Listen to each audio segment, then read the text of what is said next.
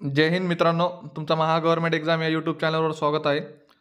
तर आपण काही महत्त्वाचे प्रश्न बघणार आहोत, जे की तुमचे येणारे नोंदणी व मुद्रांक विभाग भरतीमध्ये विचारण्यात येतील. असे काही महत्त्वाचे प्रश्न बघणार आहोत. तर वेळ न वाया घालवता चला सुरू करूया. पहिला प्रश्न आहे, जागतिक व्याघ्र दिन म्हणून दरवर्षी साजरा केला जातो, तर हे कोणत्या दिवशी साजरा केला जातो? तर याचा करेक्ट आन्सर असा ऑप्शन क्रमांक बी, 29 जुलै. पुढचा प्रश्न, रामूने कुत्र्यास हाकलोले या वाक्यातील प्रयोग ओळखा. तर कर्माला आणि कर्ताला दोघाला प्रत्यय लागलेला आहे. तर दोघाला प्रत्यय लागलेला, तर याचा करेक्ट आन्सर असेल ऑप्शन क्रमांक बी, भावी प्रयोग. पुढचा प्रश्न मित्रांनो, लॉजिकचा क्वेश्चन आहे. तुम्ही व्हिडिओ पॉज करून याला सॉल्व्ह करू शकतात आणि नंतर चेक करा बरोबर होतं की नाही, लॉजिक बिल्ड होतं याने. तर कसं सोडवणार याला? यस म्हणजे ABCD नुसार आपण एला 1, बीला 2, सीला 3, असं डीला 4, असं 26 पर्यंत, झेडला इक्वल 26 असं लिहायचं. त्यानंतर यस म्हणजे किती? 19. 54 कसं आलं ते बघायचं आहे. यस म्हणजे 19, यू म्हणजे किती? 21, एन म्हणजे किती? 14. तर याचा काय? 54. तसंच सी अधिक ए अधिक आर इक्वल टू 22 आहे. तर हे कसं आलं? सी म्हणजे 3, ए म्हणजे 1, आर म्हणजे 18. तर हे किती? 22. तसंच आता हे काढायचं आहे, पी अधिक एल अधिक ए अधिक वाय. तर हे कसं काढणार? पी म्हणजे किती? 16, एल म्हणजे किती? 12, ए म्हणजे 1, वाय म्हणजे किती? 25. ते कसं काढणार? 25 + 1 अधिक 26, 26 अधिक 12 अधिक 16, हे किती होतं? 54. तर याचा करेक्ट आन्सर असेल ऑप्शन क्रमांक बी, 54. पुढचा प्रश्न,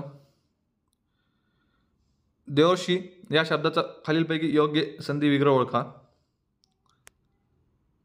तर याचा करेक्ट आन्सर असेल ऑप्शन क्रमांक सी, देव ऋषी, देव अधिक ऋषी. पुढचा प्रश्न, भारतातील प्रथम मल्टी स्पोर्ट्स संग्रहालय कुठे आहे? तर हे कुठे आहे? तर याचा करेक्ट आन्सर असा ऑप्शन क्रमांक ए, कोलकाता या ठिकाणी आहे. पुढचा प्रश्न,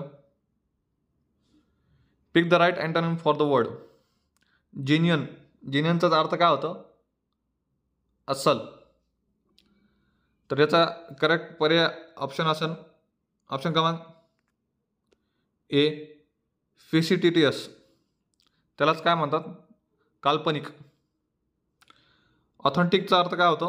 वास्तविक. ॲक्च्युअलचाच अर्थ ते होतं अस्सल, आणि प्युअर म्हणजे शुद्ध. तर याचा पर्याय ऑप्शन क्रमांक ए हे करेक्ट आन्सर असेल. पुढचा प्रश्न, भारतातील सर्वात मोठे पोस्ट ऑफिस कुठे आहे? डॅश इथे आहे. प्रिंटिंग मिस्टेक झालेली मित्रांनो, करेक्शन घेऊ शकतात. तर सर्वात मोठे पोस्ट ऑफिस कुठे आहे? तर याचा आन्सर असेल ऑप्शन क्रमांक सी, मुंबई, GPO. पुढचा प्रश्न, 44चे 108 अधिक 50चे 60% अधिक 0.120. तर याला कसं सॉल्व करणार? याला कसं सॉल्व करणार? 44/8 याचा किती येईल? 5.5. 50चे 60%, 50 गुणिले 60 भागिले 100. ते किती येतं आहे? 530. आणि 0.30 इंटू 120 म्हणजे त्याचं किती? 36. या तिघांची ॲडिशन 5.5 अधिक 36 अधिक 30. तर याचा करेक्ट आन्सर असेल ऑप्शन क्रमांक बी, 71.5. पुढचा प्रश्न, भारतीय राष्ट्रीय कॅलेंडर कोणत्या युगावर आधारित आहे? तर याचं उत्तर असेल ऑप्शन क्रमांक सी, साक शक युग. पुढचा प्रश्न, खालीलपैकी समानार्थी शब्द चुकीची जोडी ओळखा. यात चुकीची जोडी असणारा समानार्थी शब्द कोणता आहे? तर याचा करेक्ट आन्सर असेल ऑप्शन क्रमांक सी, हिम्मत आणि भीती. पुढचा प्रश्न, find the meaning of the word parachute. तर याचा अर्थ काय होणार आहे पॅरशेटचा? ड्राय.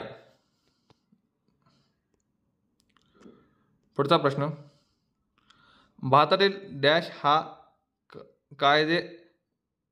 हा कायदा जंगली प्राणी, पक्षी आणि वनस्पतींचे संरक्षण करतो.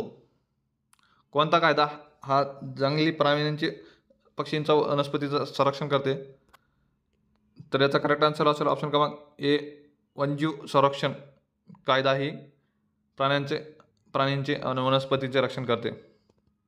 पुढचा प्रश्न, पुढील शब्दसमूहासाठी योग्य शब्द निवडा. 15 दिवसाचा कालावधीने प्रसिद्ध होणारा नियतकालिक. 15 दिवसासाठी जे दर 15 दिवसाला प्रसिद्ध होणारा नियतकालिक त्याला काय म्हणतात? तर याचा करेक्ट आन्सर असेल ऑप्शन क्रमांक बी, पाक्षिक. पुढचा प्रश्न, संस्कृत व्याकरणाचे जनक म्हणून कोणाला ओळखले जात आहे? तर याचा करेक्ट आन्सर असेल ऑप्शन क्रमांक सी, पाणिनी. Thank you friends. जर व्हिडिओ आवडला असेल तर लाईक करा, शेअर करा, सबस्क्राईब करा. Thank you so much.